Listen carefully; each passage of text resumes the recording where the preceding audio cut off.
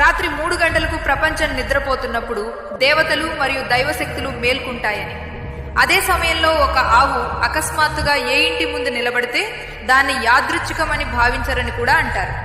పురాణాలలో చెప్పిన ప్రకారం ఆవు కేవలం పశువు కాదు, అది తిరిగే దేవాలయం.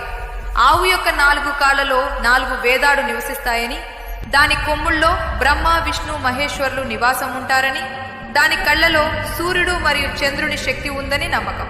అలాగే దాని వీపుపై దేవతలందరూ నివసిస్తారని చెబుతారు. అందుకే ఆవు ఎక్కడ కూర్చుంటే అక్కడ ప్రతికూల శక్తులు ఉండలేవని విశ్వాసం. శాస్త్రాలు కూడా చెబుతున్నాయి, ఏ ఇంటి ముందు ఆవు శాంతంగా నిలబడుతుందో ఆ ఇంటిలోకి యమశక్తి ప్రవేశించదని.